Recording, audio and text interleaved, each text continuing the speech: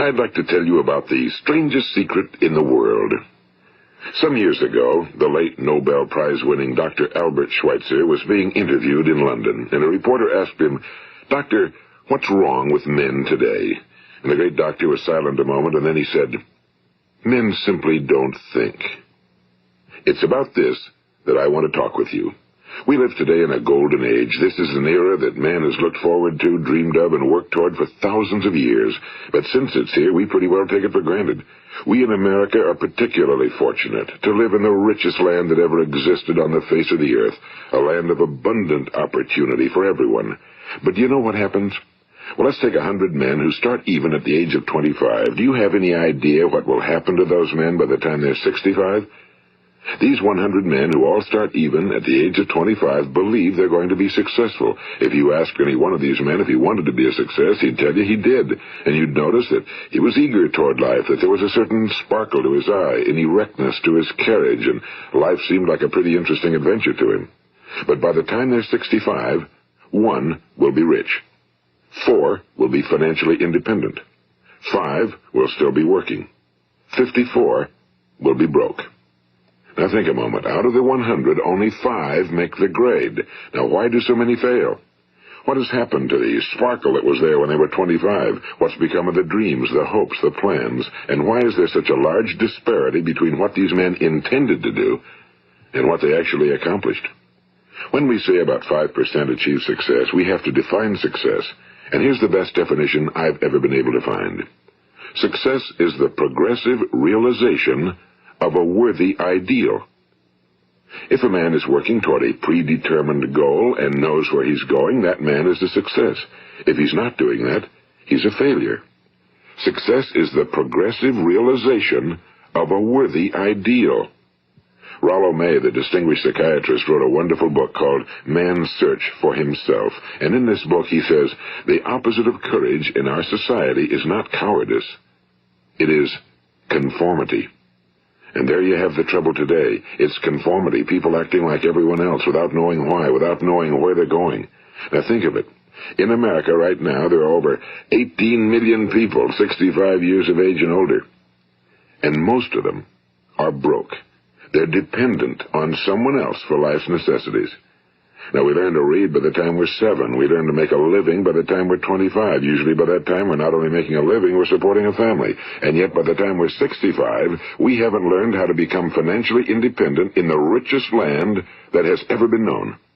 Why? We conform. And the trouble is that we're acting like the wrong percentage group, the 95 who don't succeed. Now, why do these people conform? Well, they really don't know. These people believe that their lives are shaped by circumstances, by things that happen to them, by exterior forces. They're outer-directed people. A survey was made one time that covered a lot of men, working men, and these men were asked, "Why do you work? Why do you get up in the morning?" 19 out of 20 had no idea. If you ask them, they'll say, well, everyone goes to work in the morning, and that's the reason they do it, because everyone else is doing it. Now let's get back to our definition of success. Who succeeds? The only person who succeeds is the person who is progressively realizing a worthy ideal. He's the person who says, I'm going to become this, and then begins to work toward that goal. I'll tell you who the successful people are. A success is the school teacher who's teaching school because that's what he or she wants to do. The success is the woman who's a wife and mother because she wanted to become a wife and mother and is doing a good job of it. The success is the man who runs the corner gas station because that was his dream. That's what he wanted to do. The success is the successful salesman who wants to become a top-notch salesman and grow and build with his organization. A success is anyone who is doing deliberately a predetermined job because that's what he decided to do deliberately. But only 1 out of 20 does that. That's why today there isn't really any competition unless we make it for ourselves. Instead of competing, all we have to do is create. You know, for 20 years, I looked for the key which would determine what would happen to a human being. Was there a key I wanted to know which would make the future a promise that we could foretell to a large extent? Was there a key that would guarantee a person's becoming successful if he only knew about it and knew how to use it? Well, there is such a key, and I've found it. Have you ever wondered why so many men work so hard and honestly without ever achieving anything in particular, and others don't seem to work hard and yet seem to get everything? They seem to have the magic touch. You've heard them say that about someone. Everything he touches turns to gold. And have you ever noticed that a man who becomes successful tends to continue to become successful? And on the other hand, have you noticed how a man who's a failure tends to continue to fail? Well, it's because of goals. Some of us have goals, some don't. People with goals succeed because they know where they're going. It's that simple. Think of a ship leaving a harbor, and think of it with the complete voyage mapped out and planned. The captain and crew know exactly where it's going and how long it'll take. It has a definite goal. Now, 9,999 times out of 10,000, it will get to where it started out to get. Now, let's take another ship, just like the first, only let's not put a crew on it or a captain at the helm. Let's give it no aiming point, no goal, no destination. We just start the engines and let it go. I think you'll agree with me that if it gets out of the harbor at all, it will either sink or wind up on some deserted beach, a derelict. It can't go anyplace because it has no destination and no guidance, and it's the same with a human being. Take the salesman, for example. There's no other person in the world today with the future of a good salesman. Selling is the world's highest paid profession, if we're good at it and if we know where we're going. Every company needs top-notch salesmen, and they reward those men. The sky's the limit for them. But how many can you find? Someone once said the human race is fixed, not to prevent the strong from winning, but to prevent the weak from losing. The American economy today can be likened to a convoy in time of war. The entire economy is slowed down to protect its weakest link, just as the convoy had to go at the speed that would permit its slowest vessel to remain in formation. That's why it's so easy to make a living today. It takes no particular brains or talent to make a living and support a family today. So we have a plateau of so-called security, if that's what a person's looking for. But we do have to decide how high above this plateau we want to aim. Now let's get back to the strangest secret in the world, the story that I wanted to tell you today. Why do men with goals succeed in life and men without them fail? Well, let me tell you something which, if you really understand it, will alter your life immediately. If you understand completely what I'm going to tell you from this moment on, your life will never be the same again. You will suddenly find that good luck just seems to be attracted to you. The things you want just seem to fall in line, and from now on you won't have the problems, the worries, the gnawing lump of anxiety that perhaps you've experienced before.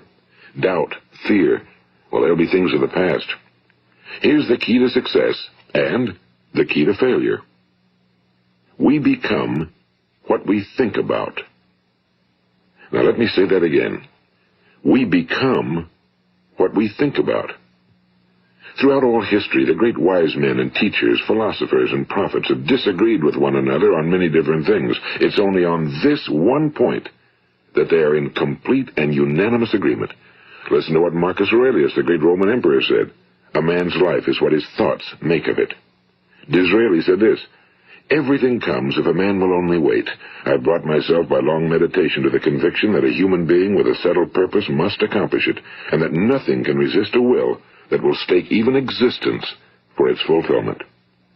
Ralph Waldo Emerson said this, a man is what he thinks about all day long. William James said, the greatest discovery of my generation is that human beings can alter their lives by altering their attitudes of mind. And he also said, we need only in cold blood act as if the thing in question were real, and it will become infallibly real by growing into such a connection with our life that it will become real. It will become so knit with habit and emotion that our interest in it will be those which characterize belief. And he also said, if you only care enough for a result, you will almost certainly attain it. If you wish to be rich, you will be rich. If you wish to be learned, you will be learned. If you wish to be good, you will be good. Only you must then really wish these things and wish them exclusively, and not wish at the same time 100 other incompatible things just as strongly. In the Bible you read in Mark 9:23, if thou canst believe, all things are possible to him that believeth. My old friend Dr. Norman Vincent Peale put it this way, this is one of the greatest laws in the universe. Fervently do I wish I had discovered it as a very young man. It dawned upon me much later in life, and I found it to be one of the greatest, if not my greatest discovery outside of my relationship to God. The great law, briefly and simply stated, is that if you think in negative terms, you will get negative results. If you think in positive terms, you will achieve positive results. That is the simple fact, he went on to say, which is at the basis of an astonishing law of prosperity and success. In 3 words, believe and succeed. William Shakespeare put it this way: our doubts are traitors and make us lose the good we oft might win by fearing to attempt. George Bernard Shaw said, people are always blaming their circumstances for what they are. I don't believe in circumstances. The people who get on in this world are the people who get up and look for the circumstances they want, and if they can't find them, make them. Well, it's pretty apparent, isn't it? And every person who discovered this for a while believed that he was the first one to work it out. We become what we think about. Now, it stands to reason that a person who's thinking about a concrete and worthwhile goal is going to reach it, because that's what he's thinking about, and we become what we think about. Conversely, the man who has no goal, who doesn't know where he's going, and whose thoughts must therefore be thoughts of confusion and anxiety and fear and worry, becomes what he thinks about. His life becomes one of frustration and fear and anxiety and worry. And if he thinks about nothing, he becomes nothing. Now, how does it work? Why do we become what we think about? Well, I'll tell you how it works as far as we know. Now, to do this, I want to tell you about a situation that parallels the human mind. Suppose a farmer has some land, and it's good, fertile land. Now, the land gives the farmer a choice. He may plant in that land whatever he chooses. The land doesn't care. It's up to the farmer to make the decision. Now, remember, we're comparing the human mind with the land because the mind, like the land, doesn't care what you plant in it. It will return what you plant, but it doesn't care what you plant. Now, let's say that the farmer has 2 seeds in his hand. One is a seed of corn. The other is nightshade, a deadly poison. He digs 2 little holes in the earth, and he plants both seeds, one corn, the other nightshade. He covers up the holes, waters, and takes care of the land, and what will happen? Invariably, the land will return what's planted. As it's written in the Bible, as ye sow, so shall ye reap. Now remember, the land doesn't care. It'll return poison in just as wonderful abundance as it will corn. So up come the 2 plants, one corn, one poison. Now, the human mind is far more fertile, far more incredible and mysterious than the land, but it works the same way. It doesn't care what we plant. Success, failure. A concrete, worthwhile goal, or confusion. Misunderstanding, fear, anxiety, and so on. But what we plant, it must return to us. You see, the human mind is the last great unexplored continent on Earth. It contains riches beyond our wildest dreams. It will return anything we want to plant. Now, you might say, well, if that's true, why don't people use their minds more? Well, I think they figured out an answer to that one, too. Our mind comes as standard equipment at birth. It's free, and things that are given to us for nothing we place little value on. Things that we pay money for, we value. The paradox is that exactly the reverse is true. Everything that's really worthwhile in life came to us free. Our minds, our souls, our bodies, our hopes, our dreams, our ambitions, our intelligence, our love of family and children and friends and country, all these priceless possessions are free. But the things that cost us money are actually very cheap and can be replaced at any time. A good man can be completely wiped out and make another fortune. He can do that several times. Even if our home burns down, we can rebuild it. But the things we got for nothing, we can never replace. The human mind isn't used because we take it for granted. Familiarity breeds contempt. It can do any kind of job we assign to it, but generally speaking, we use it for little jobs instead of big, important ones. Universities have proved that most of us are operating on about 10% or less of our abilities. So decide now, what is it you want? Plant your goal in your mind. It's the most important decision you ever make in your entire life. What is it you want? Do you want to be an outstanding salesman? A better worker at your particular job? Do you want to go places in your company? In your community? Do you want to get rich? All you've got to do is plant that seed in your mind, care for it, work steadily toward your goal, and it will become a reality. It not only will, there's no way that it cannot. You see, that's a law, like the laws of Sir Isaac Newton, the laws of gravity. If you get on top of a building and jump off, you'll always go down. You'll never go up, and it's the same with all the other laws of nature. They always work. They're inflexible. Think about your goal in a relaxed, positive way. Picture yourself in your mind's eye as having already achieved this goal. See yourself doing the things you will be doing when you've reached your goal. Ours has been called the phenobarbital age, the age of ulcers and nervous breakdowns and tranquilizers, at a time when medical research has raised us to a new plateau of good health and longevity. Far too many of us worry ourselves into an early grave trying to cope with things in our own little personal ways without learning a few great laws that will take care of everything for us. These things we bring on ourselves through our habitual way of thinking. Every one of us is the sum total of his own thoughts. He is where he is because that's exactly where he really wants to be, whether he'll admit that or not. Each of us must live off the fruit of his thoughts in the future, because what you think today and tomorrow, next month and next year, will mold your life and determine your future. You're guided by your mind. I remember one time I was driving through eastern Arizona, and I saw one of those giant earth-moving machines roaring along the road at about 35 miles an hour with what looked like 30 tons of dirt in it. A tremendous, incredible machine, and there was a little man perched way up on top with the wheel in his hands guiding it. And as I drove along, I was struck by the similarity of that machine to the human mind. Just suppose you're sitting at the controls of such a vast source of energy. Are you going to sit back and fold your arms and let it run itself into a ditch? Or are you going to keep both hands firmly on the wheel and control and direct this power to a specific, worthwhile purpose? It's up to you. You're in the driver's seat. You see, the very law that gives us success is a two-edged sword. We must control our thinking. The same rule that can lead a man to a life of success, wealth, happiness, and all the things he ever dreamed of for himself and his family. That very same law can lead him into the gutter. It's all in how he uses it, for good or for bad. This is the strangest secret in the world. Now, why do I say it's strange, and why do I call it a secret? Actually, it isn't a secret at all. It was first promulgated by some of the earliest wise men, and it appears again and again throughout the Bible, but very few people have learned it, understand it. That's why it's strange, and why for some equally strange reason it virtually remains a secret. I believe that you could go out and walk down the main street of your town and ask one man after another what the secret of success is, and you probably wouldn't run into one man in a month who could tell you. Now, this information is enormously valuable to us if we really understand it and apply it. It's valuable to us not only for our own lives, but the lives of those around us, our families, employees, associates, and friends. Life should be an exciting adventure. It should never be a bore. A man should live fully, be alive. He should be glad to get out of bed in the morning. He should be doing a job he likes to do because he does it well. One time I heard Grove Patterson, the great late editor-in-chief of the Toledo Daily Blade, make a speech, and as he concluded his speech, he said something I've never forgotten. He said, "My years in the newspaper business have convinced me of several things. Among them, that people are basically good, and that we came from someplace, and we're going someplace. So we should make our time here an exciting adventure. The architect of the universe didn't build a stairway leading nowhere."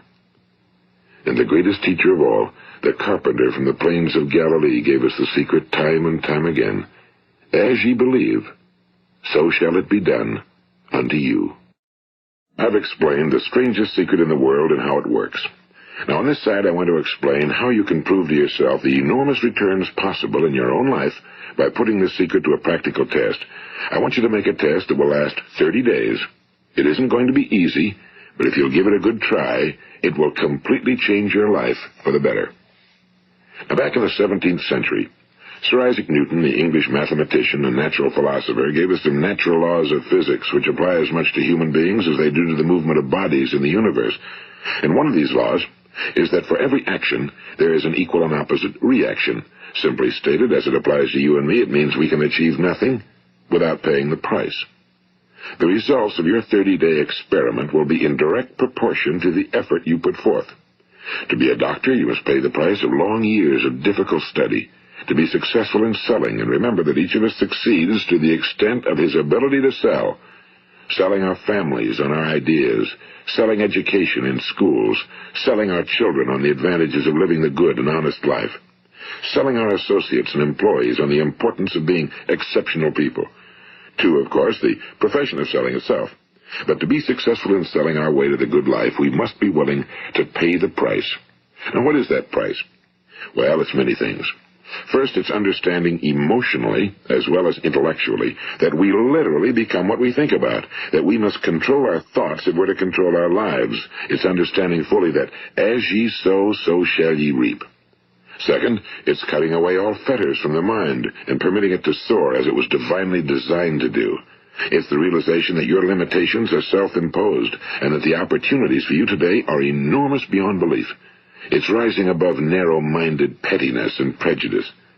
And third, it's using all your courage to force yourself to think positively on your own problem, to set a definite and clearly defined goal for yourself, to let your marvelous mind think about your goal from all possible angles, to let your imagination speculate freely upon many different possible solutions, to refuse to believe that there are any circumstances sufficiently strong to defeat you in the accomplishment of your purpose, to act promptly and decisively when your course is clear, and to keep constantly aware of the fact that you are, at this moment, standing in the middle of your own acres of diamonds, as Russell Conwell used to point out. And fourth, save at least 10% of every dollar you earn. It's also remembering that no matter what your present job, it has enormous possibilities, if you're willing to pay the price. Now let's just go over the important points in the price each of us must pay to achieve the wonderful life that can be ours. It is, of course, worth any price. 1. You will become what you think about. 2. Remember the word imagination and let your mind begin to soar. 3. Courage. Concentrate on your goal every day. 4. Save 10% of what you earn. And 5. Action. Ideas are worthless unless we act on them. Now, I'll try to outline the 30-day test I want you to make. Keep in mind that you have nothing to lose by making this test and everything you could possibly want to gain. There are 2 things that may be said of everyone. Each of us wants something, and each of us is afraid of something. I want you to write on a card what it is you want more than anything else. It may be more money. Perhaps you'd like to double your income or make a specific amount of money. It may be a beautiful home. It may be success at your job. It may be a particular position in life. It could be a more harmonious family. Each of us wants something. Now write down on your card specifically what it is you want. Make sure it's a single goal and clearly defined. You needn't show it to anyone, but carry it with you so that you can look at it several times a day. Think about it in a cheerful, relaxed, positive way each morning when you get up, and immediately you have something to work for, something to get out of bed for, something to live for. Look at it every chance you get during the day and just before going to bed at night. And as you look at it, remember that you must become what you think about, and since you're thinking about your goal, you realize that soon it will be yours. In fact, it's yours really the moment you write it down and begin to think about it. Look at the abundance all around you as you go about your daily business. You have as much right to this abundance as any other living creature. It's yours for the asking. Now we come to the difficult part. Difficult because it means the formation of what is probably a brand new habit, and new habits are not easily formed. Once formed, however, it will follow you for the rest of your life. Stop thinking about what it is you fear.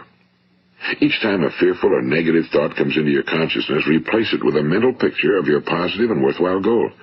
And there'll come times when you'll feel like giving up.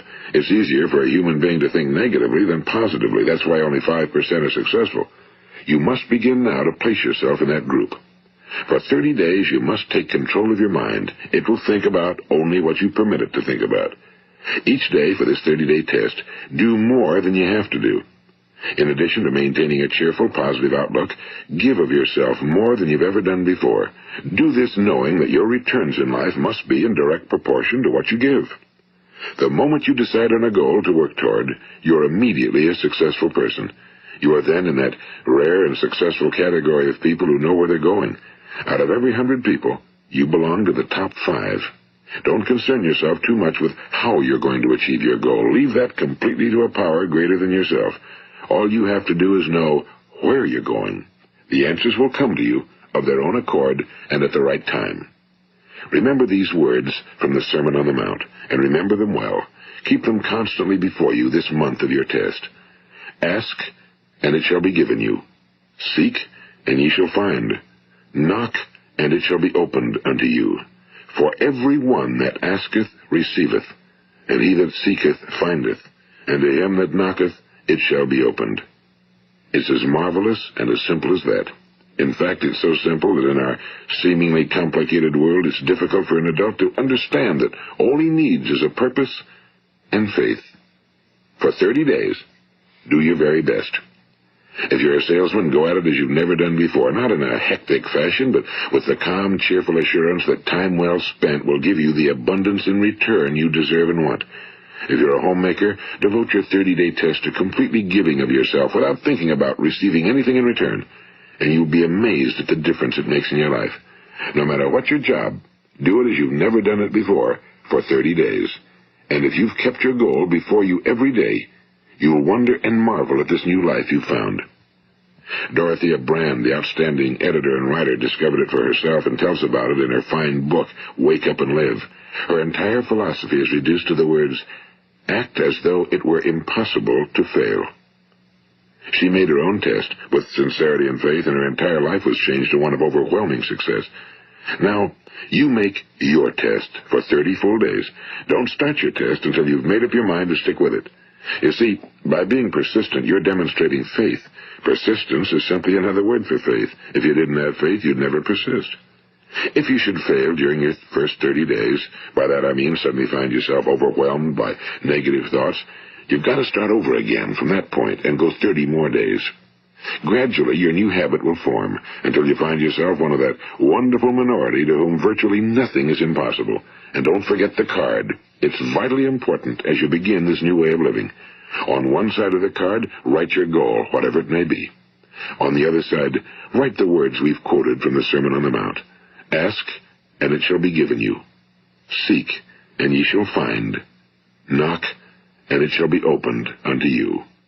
Nothing great was ever accomplished without inspiration.